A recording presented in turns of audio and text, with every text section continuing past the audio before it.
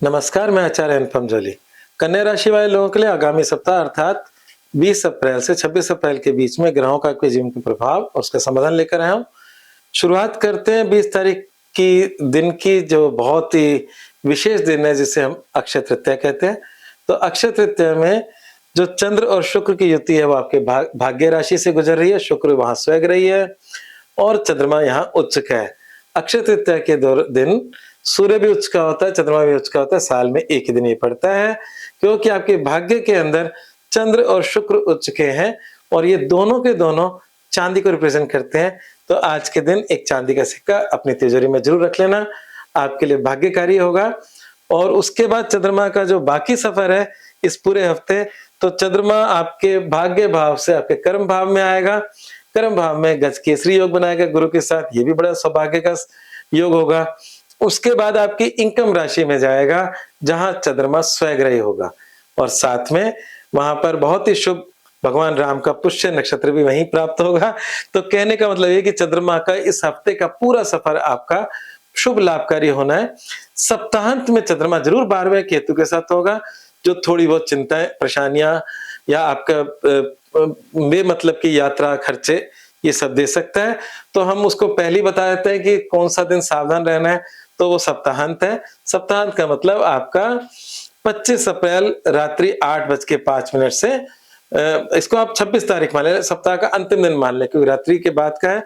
तो 26 तारीख थोड़ी सी चिंताजनक है। शेष सप्ताह आपके पक्ष का है, बहुत ज्यादा पक्ष का है। ठीक है, अब बात करते हैं बाकी एरियाज की। तो सबसे पहले स्वास्थ्य की बात करते हैं। स्वास्थ्य के लिहाज से समय थोड़ा सा उतार चढ़ाव वाला है। आपकी राशि कन्या राशि का स्वामी बुध नीच का है। कन्या राशि पे शनि और मंगल की दृष्टि है और कन्या राशि का स्वामी बुध जो नीच का है वो मंगल शनि के साथ बैठा है। तो स्वास्थ्य संबंधी छोटे मोटे कष्ट बने हुए हैं और उसमें कुछ सिर दर्द की समस्या, यूरिन संबंधी कोई प्रॉब्लम, कुछ एलर्जी या स्किन संबंधी समस्याएं, ये थोड़ी बहुत आपको परेशान कर सकती है। तो इस समय स्वास्थ्य के लिहाज से समय कोई खास अच्छा नहीं चल रहा, तो थोड़ा सा ध्यान दें। और अगर हम बात करें करियर, व्यवसाय और नौकरी की, तो करियर, व्यवसाय, नौकरी के लिहाज से समय ठीक ठाक है, अच्छा है। कई सारे नए समाधान आएंगे। बस इतना सा थोड़ा सा ध्यान रखें, अगर आप किसी पार्टनरशिप बिजनेस में हैं तो इस दौरान अपने पार्टनर के साथ संबंधों को अच्छा बनाए रखें। आपके करियर का जो लॉर्ड है बुध और जो आपके 7वां घर जो बिजनेस पार्टनर का लॉर्ड होता है उसमें एक्सचेंज हो रहा है। बुध आपके 7वें घर में नीच का और 7वें घर का लॉर्ड आपके करियर के खाने में है। तो आपके पार्टनरशिप बिजनेस में इतना ही कह सकते हैं कि पार्टनर को अगर आप खुश रखेंगे, सही रखेंगे, तो ये जो समय है अभी बुध का जो नीच का है, हालांकि बुध ये टेम्परेरी समय है, बीच बीच में ऐसे योग बनते हैं। बुध अगले हफ्ते शिफ्ट हो जाएंगे पर अभी तो नीच के हैं। तो अभी पार्टनरशिप बिजनेस में थोड़ा सा ख्याल रखने की जरूरत है। अदरवाइज मुख्य बाकी सब चीजें बहुत ही अच्छी हैं करियर के लेकर। इस बुध का ही जितना समाधान करेंगे आपकी नौकरी का भी समाधान मिलेगा और अगर आप बिजनेस करते हो बिजनेस का भी समाधान मिलेगा।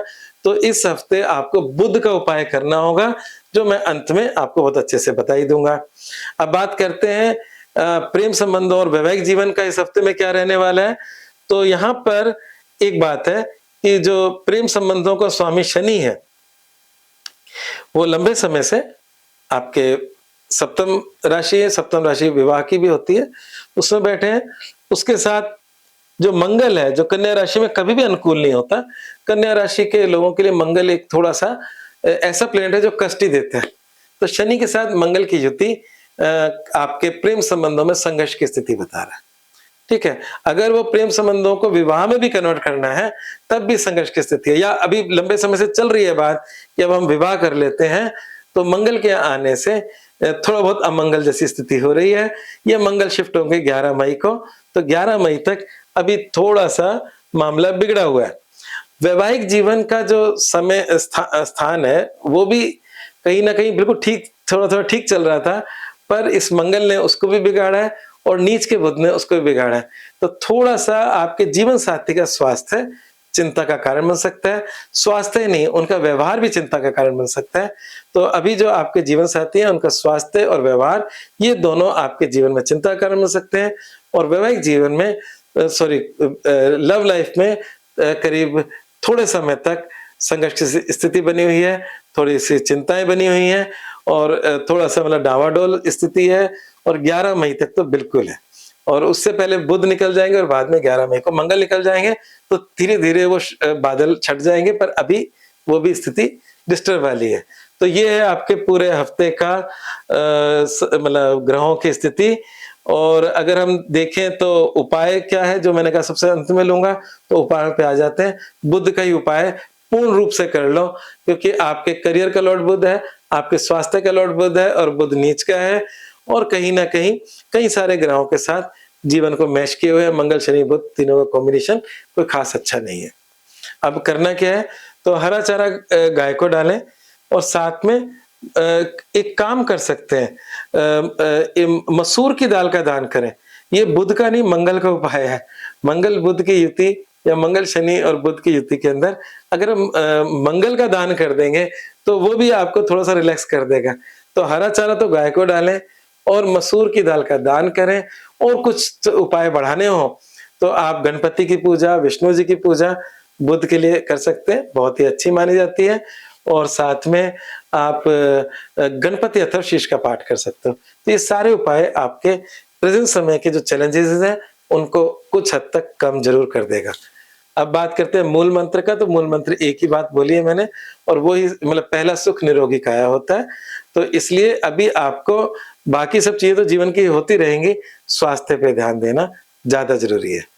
आज बस इतना ही, धन्यवाद।